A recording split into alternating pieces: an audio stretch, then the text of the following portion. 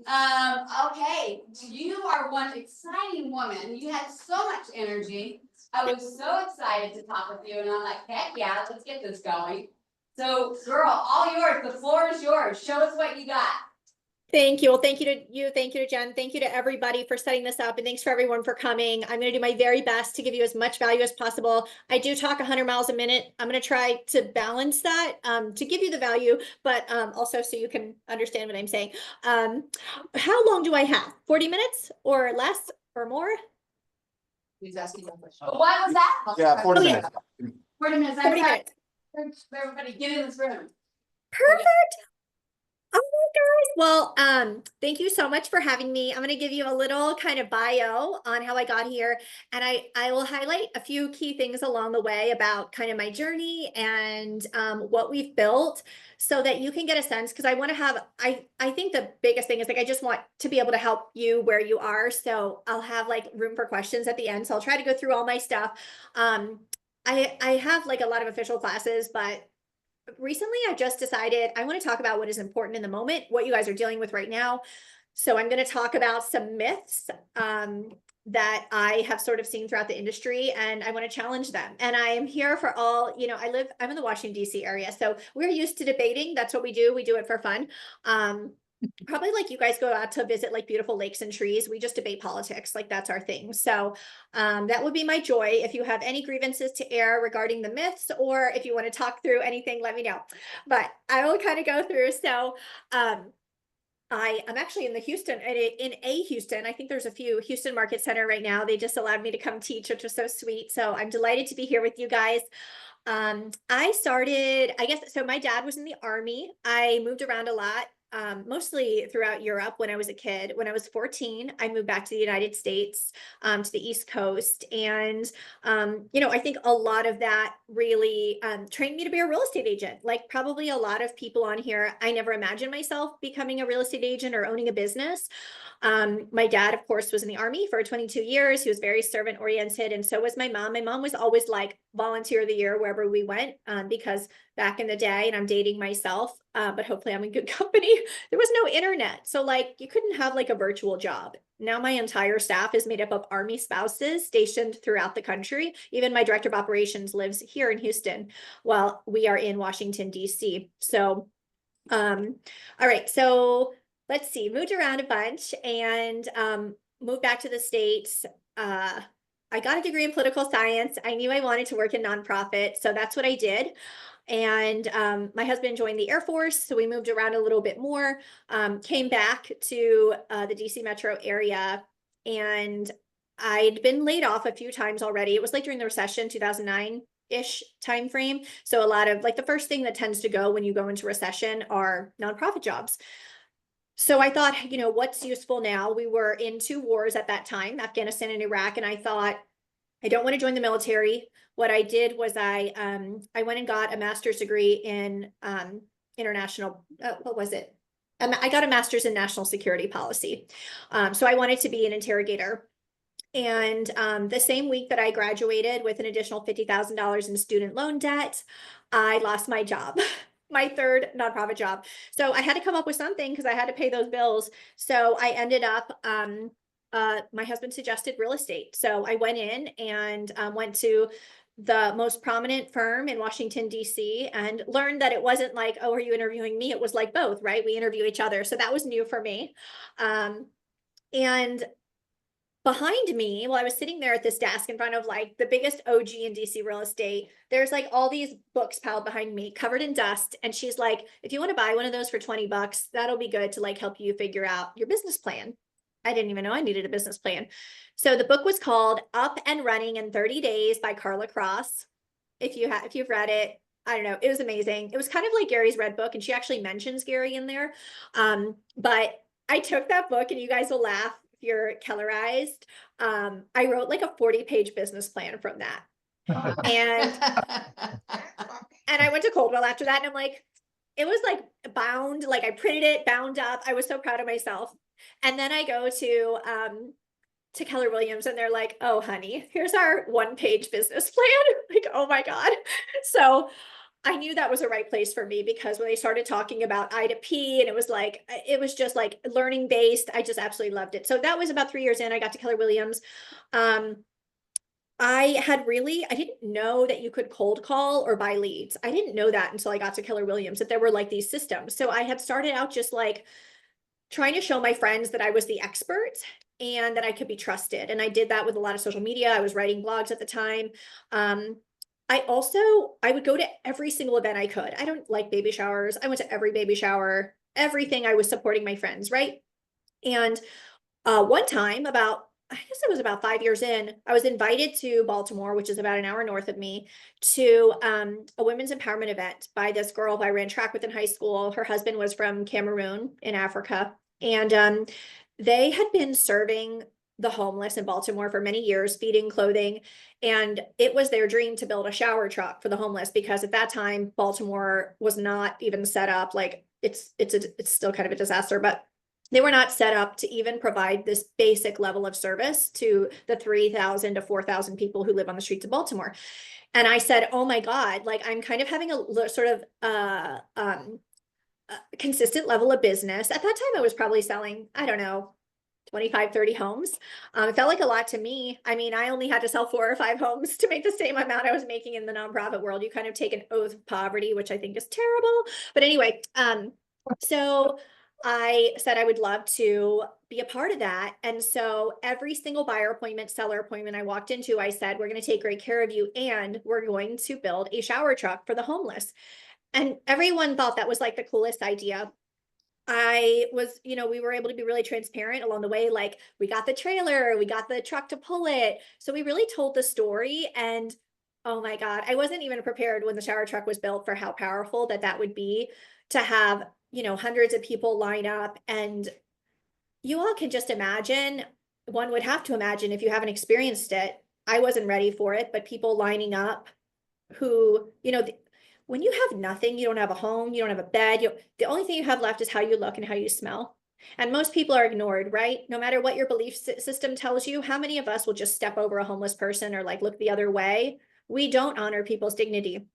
And so I learned a lot. I learned a lot about empathy when I was working in Baltimore. I had a lot of ideas about how the world worked and the level of compassion we should give, and how laziness figured into homelessness, until I spent years as a real estate agent and my free time on the streets of Baltimore. Since then, the guy who helped run that charity, he started drilling wells in sub-Saharan Africa. So we started doing that too. And now we just finished with another nonprofit building a school for girls in Kenya. By the end of this year, we'll have donated $1 million to charity. We do a lot with veterans. But really that's where we focus, is really reaching out to our community, seeing where the opportunity is to support people, and just finding ways to do that. We've sold over 2,000 homes. Last year, the year before, we were the #1 team in DC. Again, I've now decided I don't care if we're the #1 team. I guess a few years ago, I decided I just want to be the most generous team, and teach everyone else how to be generous, how to build a mission-driven company, because there's nothing like that, waking up in the morning and going, heck yeah, I'm going to sell another home because this is going to help the world. So, yeah, by the end of this year, we'll have donated $1 million over a lifetime, and I don't know what's next, but I do know my mission. Oh, thanks. Well, it wasn't done alone, right? I couldn't have done this without KW, with all these systems, with all the people around us, because there's always somebody doing something bigger and better. So it's that inspiration. It's Gary's leadership of what money is good for, the good it can do. So I have some myths I can go over, unless anyone has any questions or grievances to air before I go forward. Did you guys hear that? 2,000 homes. That's huge. Congratulations. Thank you. Okay, so I do have a question. Are you setting the vision every single morning with your team? Well, that's a good question. I am very hands-off with my team. I used to be like hands-on, and I would grab everybody and I'm like, oh, I'm gonna like motivate everybody. And that eventually crashed and burned. And I know there's like a good middle ground. So that's kind of what we try to establish. Our entire team is virtual because we cover DC, Maryland, and Virginia. So we have a virtual meeting every Monday at 10 a.m. with our whole staff and our agents. We've got about 8 agents and 8 staff station. The agents and staff are, well, the staff are stationed throughout the country. The agents are throughout Maryland, DC, Virginia. As far as setting the vision, I think, yeah, the energy that comes kind of through that meeting, and then we're on text threads like all day long. We send each other funny things.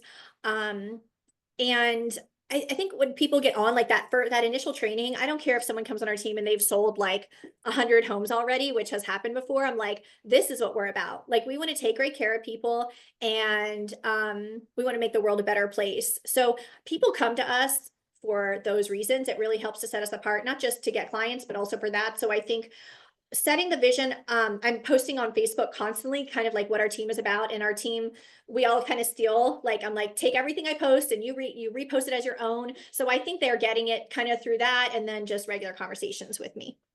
That's awesome. Congratulations. Thank you. All right. All right, guys. Well, I'm going to go through some things, and you're probably going to be like, oh my God, I can't believe she said that. But I don't know. Sometimes people need to say things that are different. So, or maybe you've already heard this. So, okay. I feel like this is like, okay. Oh, that's better. Okay. That was like super pretty. That's my kids playing Fortnite. I'm just going to blame them up for that. Okay. I also have 3 little kids. Okay. So here's my first myth. People reach the highest levels in their business because they have more knowledge or they're more talented than everybody else. I'm in Gary's top 100 group, and I can tell you that's not the truth. And I can tell you that's not true for me. And there are lots of really smart people, including everyone here. But I think a lot of people think, okay, I just need to know, like, maybe you come to this class and you're like, I just need to know like what I can do. Like, how do I get business? But I bet you, if we all sat here for 20 minutes, every one of you could write a list of 100 things you could do to get business. We all know, right? We all know what it takes to get business. Ultimately, it comes down to your mindset. And I know we use that word all the time over and over again, but I maybe think about it a little bit differently now, is like being intentional. You've probably heard that word too, but like, maybe don't think so big. That sounds kind of crazy, I guess, but maybe think a little bit smaller. It's something I've had to learn in my own generosity work. I'll come back to that in a second, because that really changed for me in January. But the reason that people get into those rooms, or they get to the next level of success, and look, like, your goal doesn't have to be to get into Gary's group. It doesn't have to be to sell 100 homes a year. Really, I think we should be shooting for contentment and having the best lives we can have. I mean, it's the reason I had an $11 million producer join my team like 3 years ago. I never would have thought we could have recruited somebody like that. But she was like, I just want a vacation. I want to like sell homes, but I also want a vacation. She took 16 vacations last year, sold $25 million in real estate. And one of her vacations was 6 weeks long in Europe. But we have the support system to help her. So she's living her best life. And a lot of people, 8 teams might think like, I could never recruit somebody like that. You just ask, like, what do they need? What do they need to make their lives better, right? Okay, so what is the secret? The mindset secret. Small things every day. That's it. That is how you build a more beautiful, more significant, if you want a bigger business, small things. And I think about it in terms of like, okay, what do I need to grow my business? So maybe a few years ago, I was thinking, okay, I need to get, well, let me take myself into, if we have more like solo agents on here or partnerships, getting the business, right? So a lot of people, and this has happened to me sometimes too, where I'm like, okay, I feel like I've kind of plateaued. People tell me all the time, you can't build a whole business off referrals. Like, you need other things. Our entire business is Sphere. Our entire business. I do include agent referrals in there because I built those relationships, but it's all Sphere. So I don't need to go, I don't know, do open houses. If that works for you, you should do that. But I am a firm believer that every day, do exactly what you love to do that gets you belly to belly with people, and you can build a beautiful business. So if I feel like things are slow, that is my trigger to go, oh, okay, I need to reach out to 10 people. What am I reaching out and saying? Well, when your mindset is not necessarily, who can I help buy and sell today? If your mindset is, who can I help today? Imagine the network that you could build. Imagine the amount of people that you can help. You're getting on social media now, and you're going through and you're like, oh, my friend looks sad. My friend said something where they're sad. My friend said something like their kid is sick. My friend said something like they're getting, they're hopefully getting pregnant soon. My friend, somebody who I don't really know, but they're in our area, they mentioned something else. who can you reach out to today and just check in on them? Hey, girl, or hey friend, I'm just checking in on you. Who can you reach out to like from the past and just say, hey guys, do you want to get coffee? Like, haven't seen you in forever. No agenda, just literally reaching out and being a human. There's a really great book called How Great Humans Sell. I don't know if any of you have read it. It's by Catherine Brown. I don't usually like to read books with ugly covers. I love books, but I'm a book snob, book cover snob. I do judge books by their cover, but I'll say this one was really good and it's really short. And if you're one of those people who's like, I don't want to ask people like for business or to bother, I don't want to bother them. That's what everyone says. I don't want to bother you. And I don't want to, what's the other piece she talks about there? I don't want to feel like I'm like trying to sell them. Well, then don't do those things. Don't bother them. Ask how you can help them in their lives. Right. And you don't frame it like that, but just like, what's going on? What's new? I love the question, what's new when you're checking in with people, or if it's their birthday, happy birthday. What's new? Then the conversation begins, right? Now you can start learning about people. All right. And that's something you can do at scale if you have like an assistant, but really small things. There's an agent here, the number one agent, or was it her? Was it Papazon? Maybe it was Wendy Papazon. She was like, okay, I have a little plate on my desk and I have 5 little pearls in it. Maybe she used to do this. Maybe she's like, maybe it was 5 or 10 pearls. And she says, every time I contact somebody, I take this pearl and put it in the next, right? And I just keep moving it and by the time when that's done, I can leave. I can go do what I need to do. Now part of it is part of it is, making yourself known, like social media, right? I think, I'm going to go into that a little bit differently, but you definitely want to be showing up in social media. It's free. Take advantage of it. Show who you are, your unique value proposition. We'll talk about that a little bit more later, but really belly to belly in person. How can you get in front of more people every single day, right? I think that's key. And how can you become the person that you need to become? Maybe you need to learn how to talk less. I had to do that. I read a lot of books. I had to kind of retrain myself to listen more. And we'll talk more about books and how powerful that can be. How am I changing myself? How am I showing? So these are the questions for like small changes every day that compound into building the new life that you want, right? So what are the things you need to do every day to get business? It can be little tiny things. How am I changing as a person? What are the things that you need to change about yourself? You feel like, oh, this could make me a little better. How am I challenging myself? How am I showing people every day that I care? So maybe just kind of answer those questions for yourself every day, have them sitting there and just answer those. And I promise you're going to build something awesome. All right. Here's another myth. I simply need to focus on reading more business books and everything will change for me. All right. So we are suggested business books all the time, right? And if you're like me, you might have spent the last year, 2 years, 3 years. I spent a lot of time, like every business book anyone mentioned, I always devoured it. I'm like, oh, and I realized over time was like, I feel like my level of analysis has gone down, my level of communication, my emails, and I recognize that I don't think, and then the book started to repeat themselves. Has anyone gotten that point where you're like, damn, this is, oh, sorry. That's my DC-ness coming out. Does anyone feel like they're hearing the same thing in some of the books they're reading over and over? Definitely. Maybe, yeah. All right, that is your sign. You're reading the wrong books. What I discovered is that business books have like a 6th grade reading level. And I suspect most people here have more than a 6th grade education, and maybe not. But just think about the fact that what you consume is what you become, right? So if you're constantly reading communications that are a 6th grade reading level, what do you think your emails are going to look like? What do you think that does to your brain, right? And if you're consuming the same thing over and over again. So I suggest trying to read some heavier things, some things with more complicated verbiage in it. I really do think that is important, especially if we're trying to lift our industry, because we do want people who are not just sharing what is in the marketplace, right? What's happening right now, but to be able to analyze it. So we need to train our brains to be more thoughtful, more analytical. The other thing is, I think we should think about bookstores and libraries and if you're one of those people who go to like the airport and you're like, oh my God, I gotta go choose a book because I'm getting on a plane. Which book do you choose? What do you need? Think about it as a pharmacy. Start thinking about the books as a pharmacy. What do you need right now? Does anyone here, I'll give a few options, I'll ask you guys. what's a challenge you're having right now? If anybody wants to, is it like a personal challenge, or something in your business, like I have a hard time firing people, letting people go. I have a hard time not talking anymore. I have a hard time, being empathetic or compassionate. What are you guys struggling with right now? Anybody? Anybody? What was that? I'm not struggling with saying no. Struggling with saying no. Struggling with saying no. Okay, that is a great one to focus on. I think a lot of people have that struggle. I would definitely say get the book called Boundaries. I think that's a really good one. And then Necessary Endings is another beautiful book. Necessary Endings, again, it helps you, but get the one by Henry Cloud. That's a great book. Sort of that, and anything literally by Brene Brown.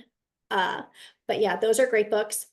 If you like to throw events, and a lot of times you like to throw an event in the mindset of a typical event planner where you're like, okay, I need to make sure I have everything looks a certain way. I've got all the forks, all the knives, and you're so focused on the tactics. If you're the one who are like planning all the details of that event, stop doing that, because because then you're basically working as your own TC in terms of the event.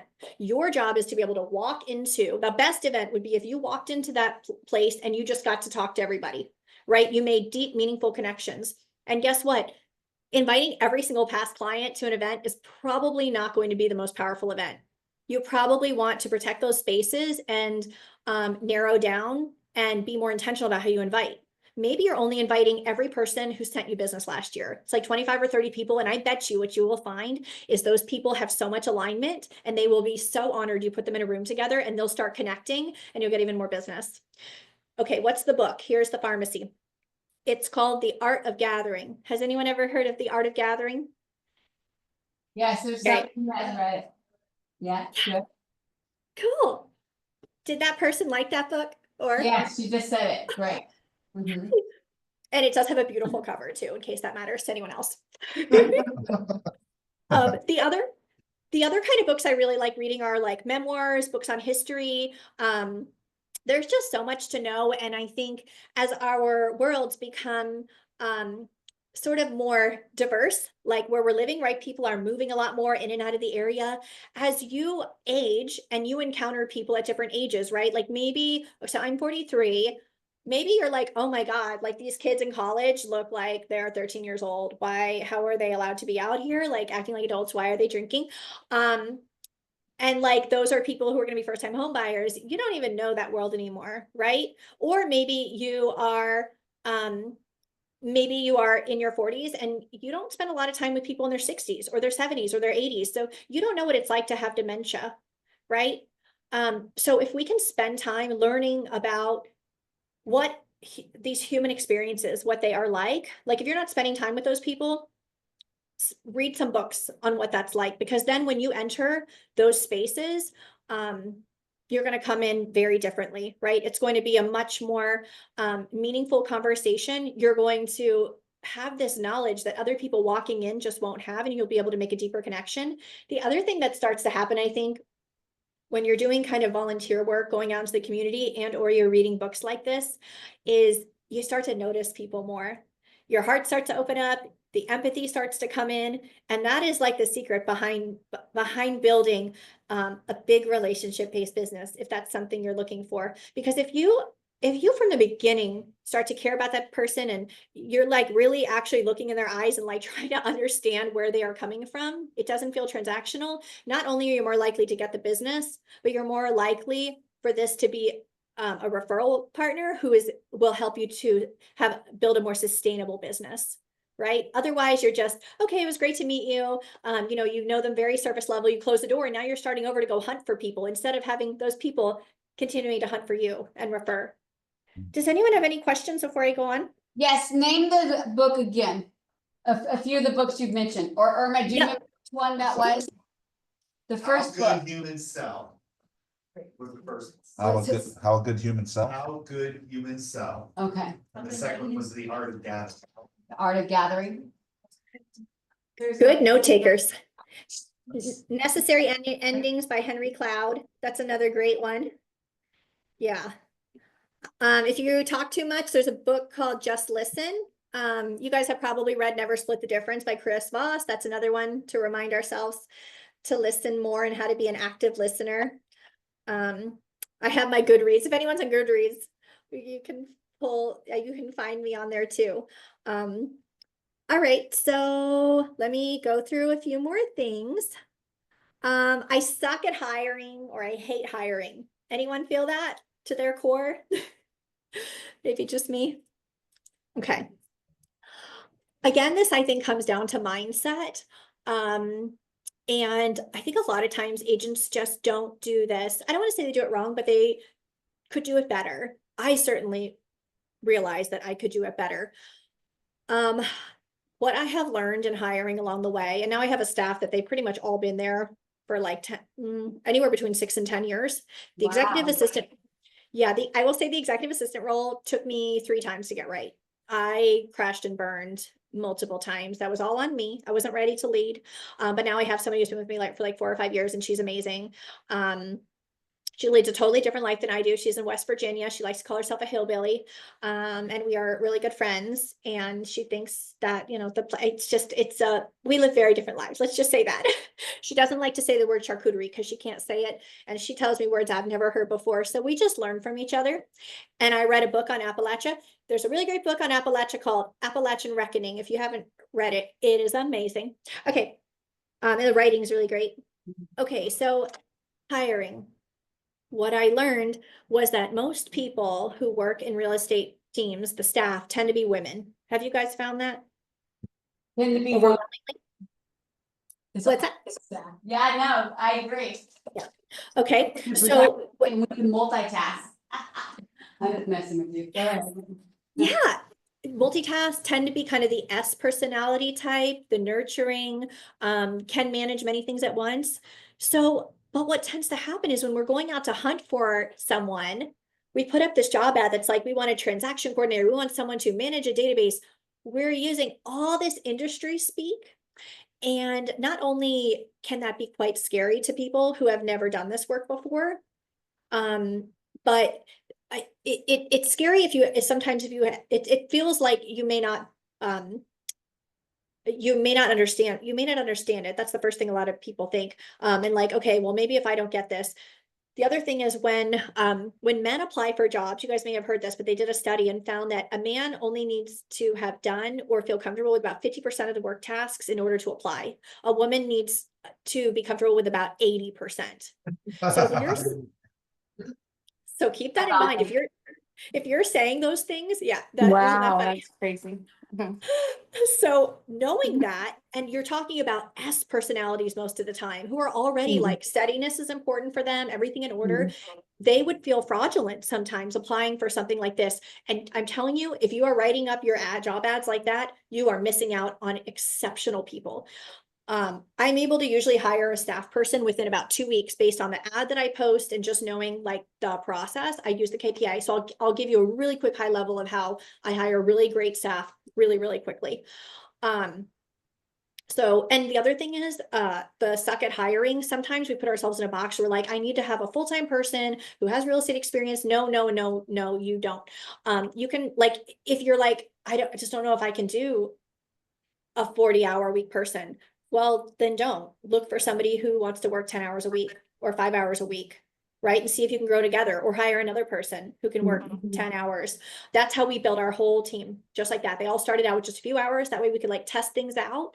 And they're all virtual. That's the other thing that is possible. All right, so we can talk more about kind of how that works later. I know I have limited time. So the job ad, don't call it the transaction coordinator, call it something else. I posted for my executive assistant. I said, I'm looking for my next badass executive assistant. I probably got 40 applications, and my badass executive assistant wrote back, I am your next badass executive assistant. She's the only one who said that. And the job ad looks something like this for our staff. I am looking for someone who uses an Excel spreadsheet to plan their family's vacation or budget for their home. I'm looking for somebody who could do social media with their eyes closed. I'm looking for somebody who is the first to be at the party and the last to clean up. if it's meant to be, it's up to me. If you don't agree with that quote, we are not a fit. No negative Nellies. So that's it. I mean, that's not it, but that's the majority. I'm looking for certain characteristics, and the rest I can train for. If you are, so basically what we do is we put that job out to like a bunch of Facebook groups, next door, moms groups, military groups, you put that out there. And then when they start applying, and you're going to get a lot fewer applications. When you get real clear, you're going to get fewer applications. Oh, and so that's the first half. The second half is what they get from you. So they're going to get a virtual work environment. They're going to get funny gifts sent to them. They're going to get all the support and love. They can wear whatever they want to the office. They can pretty much work whatever hours they want as long as they get their work done. Freedom is like a really big thing. I found that if I give people freedom, the right people show up. Like, right, they're held accountable, but it's freedom. I don't care when you work as long as you get your work done. Like, don't call me and tell me you're going to the doctor. Don't tell me you're going to your kid's soccer. Go, go, go. Send me pictures in the middle of the day. I don't care. As long as you get your work done, I don't care. So, all right. So put that, then you say what you're going to provide them, and then you KPA them. And if they're a high fit, then interview them. Does someone have a question? Any questions, you guys?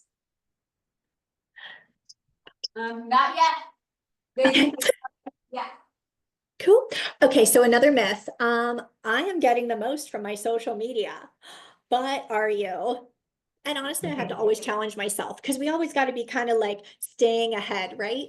One of the things we try to do on our team is we make sure that we are the first to speak on what's happening, right? You guys might have heard, if you watch the news, there's a lot going on in our city right now. We are kind of ground zero for all the changes happening. And you guys probably even got the news. They're like, oh my God, the DC market is tanking. All the homes are for sale. That was not true. So immediately when we saw that people were freaking out, we started to get, we wrote up, like we went to the data, we served it up and we're like, this is where we are now. This is how we think it's going to impact buyers and sellers. And we will update you if there's more. There was some kind of big legislation about 10 years ago, something like the SALT tax or something like that. We were the first people that I know of that wrote like what the implications were for that. And the Washington Post picked it up. They didn't use our name, but first out the gate, anyone on this call can do that. Be the first one to say, this is what I'm seeing, right? I guess you guys probably aren't close enough to the wildfires, but what is that doing to the real estate market, right? Or whatever is happening in your area. It's really key to be early and to be the translator of the market. Again, if you're just telling people average of the market is 8 days, average yield on list price is 98%, that doesn't provide value to anybody unless there's context, right? Because I'm just a regular person. I have a real job, I have a regular job, and you're telling me that the days on market is 8 days. Is that good? Is that bad? What does that mean for me as a buyer or seller? All of your social media should be intentional and focus not only on kind of translating the market, but your unique value proposition. So if you're not pumping that out there every day, guess what? Every single person you know knows like 10 real estate agents. So why should they use you? Right? If you don't know that answer, I would say that's the first thing. Well, maybe I think you have something after this. So after the thing you do after this, or maybe that was the bold class here, but spend some time figuring out what you bring to people. And if I have any new people on here and you're like, oh my God, I'm brand new, I haven't sold that many homes. Like, what am I even going to say? You have so much value. You need to hear that. Every single person on this call, whether you have sold 0 homes, 10 homes, 20 homes, there are some special things about you. And you need to really be aware of what those are so that you can transfer that to people, because there's a lid for every pot. I may not be the right fit for every client, right? Our team may not be the right fit, but we are the right fit for some people, but we need them to hear it. We need them to hear certain things, right? And I like to work with people who have values alignment. I like for people to reach out and be like, oh my God, we know so many great real estate agents. And honestly, there are I have 40 real estate agents in my neighborhood and 40 in my neighborhood, licensed agents. And I have 6 who sell 200 homes or more a year like we do. So it's a very competitive, but people reach out and they're like, you know what? We know that when we buy from you, like something is going to change in our community, right? You really do care. You're putting out the work. It's kind of Adam Grant's give and take philosophy. I would teach this class. I taught this class for like this class sort of for like 10 years. And people kept saying to me, this sounds like Adam Grant's give and take. And I finally read it last year and it was awesome. So another great book of like just giving to people and they'll show up. All right. So the social media, we can all, even me, can improve. just kind of being more intentional and really thinking about how we provide value. And then finally, I have to cold call or buy leads or hold open houses to get business or more, or to get business or to get more business. Like, oh, I feel like I've like done as much as I can in this space. I need to try something else. Or do you? One of the best mentors I ever had. He was one of Keller Williams' first expansion pirates. His name was David Hoffman. I don't know if you guys remember him. He was one of my Yes. mentors. Yeah. Yeah. Oh my God. What's that? He actually talked to one of our offices. He's amazing. Yeah. Mm. I'll tell you the generosity of this guy. I went to one of his classes when I was kind of maybe six or 7 years in. We built, or maybe it was 8 years in, we built the shower truck, and I went to his class in like Maine, and he's from North Carolina. And I wrote him afterwards. I was like, this was such an amazing class. I like love how you just talk about referrals, because that's the business I'm trying to build. And he's like, and I told him we built the shower truck and we're trying to like be more generous. And he goes, you should come and tell your story with me. So then I started like touring the country, going to offices with him, and he gave me space on his stage. So he's just very generous, and I've leaned on him for quite a few things. And one of the things he always reminded me was, Sheena, just keep digging, go deeper into what you're doing. So I'll give you a quick example of that. I run a few Facebook groups, and I'm always posting in them. I'm always holding events in them. And I'm like, maybe I should try adding some different thing. He's like, what else could you do? He didn't give me the answer, but I went, oh my God, I could have a newsletter for this Facebook group. Like I could tell people what the events were. So I'll collect their email addresses. So that may be like super obvious to everyone on this call, but yeah. So anyway, but let me tell you a few other things. Again, waking up every day and going, who can I help today? You may have noticed, or if you're listening, you'll hear there's a lot of loneliness. There's almost still an epidemic of loneliness in this country, especially with older people. There's a lot of women who are over 50 and like, or over 50 and like their kids have moved out of the house and they're like, what am I going to do with my life now? Or they've retired and they're like, what do I do? Could you be that person that like sets up coffees? Could you be that person that like creates volunteer opportunities?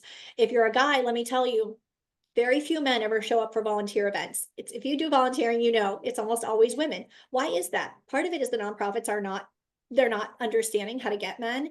And y'all men can let me know if you're wrong, because I've never been a man before. But one thing is, I believe from my studies, my anecdotal studies, is men want to know when to be there, what exactly they will be doing, and when it will end. Does that sound accurate? Yes. That's very good. Thank you. Thank you. I study of men. So women are usually more okay with like, just show up, like not knowing what's going to happen.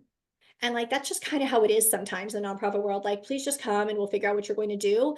So if nonprofits can be clearer about that, but there's a lot of opportunity for men. And I think if you're sitting there and you're like, man, I'd love to get more business, where can I get it? Let me tell you, all your local nonprofits need support. They need people to bring in-kind donations. They need you to do small fundraisers. They need you to do events for them. And guess how many people that you can meet? You can even meet the people at that charity that you never even knew. You could start bringing in a lunch every month. You could fundraise from your community to bring lunches. It doesn't even cost you anything. You're just the one delivering the lunches. And guess how many homes you could sell to the people who work at those nonprofits? I mean, it's endless. I'll give you one more thing, and then we can go to any questions you guys have. One thing the prices have been really tough for people. I don't know if anyone has noticed. A lot of prices things have gone up, and you watch the news, but if you don't watch the news and you lead a pretty nice life, like a lot of us do, it's not really impacting some of us, but some people it's impacting a lot. And so one thing I decided to do a week ago was we did a buy nothing yard sale. Has anyone ever heard of the buy nothing groups? You guys have those? No. Yeah. It's basically, yeah. Yeah. It's Facebook groups where like people just give stuff away, and they might be like, here, I bought like this bag of chips and I ate one and I like don't want it. And like people will literally come and pick up the bag of chips. Or it's like, here's my a sofa that I've had for like, a year and I just hate it. And like, it's like one of the best ways to kind of push that like sustainability, recycle. And like, you would not believe like how many people's day you could meet but then you have to set the appointment with them. Like, when are you coming to my house? It's a lot. It's very popular. But what if you could do a buy nothing yard sale? So instead of selling goods, you could basically put out everywhere on Facebook, or send to your clients, or put it on Nextdoor, or flyer your neighborhood, or a neighborhood you want to be, whatever it is. And you say, hey, everybody, we've got this local elementary school. I don't ask anyone's permission because you're not selling anything, but this local elementary school, come with your things and give them away, and then post everywhere that you're doing this buy nothing yard sale. I did that. We had 12 vendors. I make the vendors sign up, right? That way I can communicate with them because I don't know how far this flyer is going. I can communicate with them if like there's any changes. Guess what? I get all their contact information. I will now be asking them if they're considering buying or selling a home. If somebody is clearing out their house, there's a chance they may be selling soon, right? Okay, so I had this. Oh, I've never seen anyone do this, the buy nothing sale before. So I didn't know what to do, how to do it. It was 2 hours long. I went to the elementary school. People started showing up. There were 12 vendors and about 150 people came. People told me Goodwill is 3 times what it was last year, Sheena. Like, I needed this so badly. People brought like food, like cans. They brought tacos that hadn't been, expired yet. Those went. Food went quickly. Everything was gone within 90 minutes. Yeah. And then a few days later, we decided, people kept asking me like, oh my God, I missed this. So we just created another one, and 50 vendors have signed up, and we have more people trying to get in. So that's 50 more people added to my database. And guess what I do? I'm just going to walk around, thank every person, get into conversations. So steal that idea, steal any idea you want. That's really all I had to say today. But if y'all have questions, let me know. That was totally amazing. So I do have a question. How long have you been in Gary Colors Top 100? Maybe 6 years or so. And how long have you been licensed? 15 years. 15 years. So when you put it out there that you wanted to be in Gary's Top 100, what did you change in your systems and models? Because I know there's people who are on Zoom right now who's like, I want that and I want that now. Yeah. And in front of me. Honestly, the biggest thing for me, which, I have my own life experience, so maybe this isn't what you needed, but I think I needed to figure out how to be a better leader. I mean, I was always very bossy, which can be helpful, but also not helpful. I basically hired people who were big hunters, but they were pretty self-focused. And I had my idea, like, every person on this team needs to sell, 24 homes, you need to do this. And I was really like, I feel like I ran an almost unbearable team. I was just very like holding people very tightly, and I eventually got really resentful. But really what it led to was like this high pressure sales team kind of exploded. Yeah. And what I realized is that whole freedom thing of like, no, you come here. I'm not going to tell you how, like, I'm going to teach you how to prospect, but ultimately you decide how you want to get business. I don't care if you want to do 4 open houses, 6 open houses. I don't care if you want to go drinking every night. I don't care what it takes for you to get business. I want you to do whatever you love. If that's going on hikes, I run a lot of book clubs, like whatever you want to do to get business. As long as you hit your numbers, right? That you had an expectation for them. Yeah, well, they had to hit their numbers. That was the big change. It was no longer what I wanted. If you want to come in my team and you want to sell 10 homes in a year, great. As long as you fit the culture, like you were a good person and you contributed to the team and you were a joy to be around. Like, I don't care if you want to sell 10. And when I kind of put that out there, then I started to get even higher producers. So I had to read a lot of books on psychology and empathy and understanding people. I had to learn how to ask questions better, how to ask them in ways that didn't come off as judgmental. I mean, being grown up in like a military household, yeah, I think. I get it.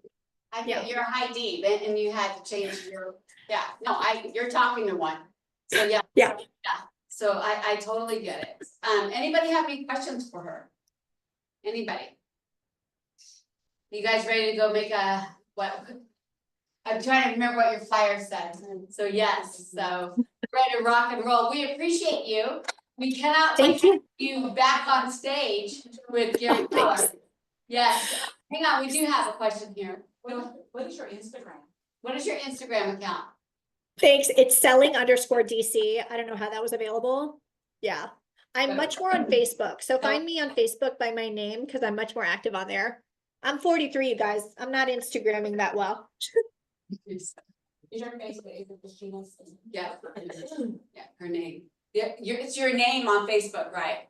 Yeah, it's Sheena Burton Saydam. And literally, like, if you guys have any questions, you want to get deeper into any of that, like, call me anytime. I don't sell homes anymore. I just bring in the business and live my life. So call me. My favorite thing to do is talk business. So call me. I love it. And you know what? You're gonna be getting some calls. Hang on, there's another question. One question, it's not for important, but so you're saying that the reports we're getting, the DC market is down by 146,000, it's not true? Did you hear him? Yeah, no, no. Right.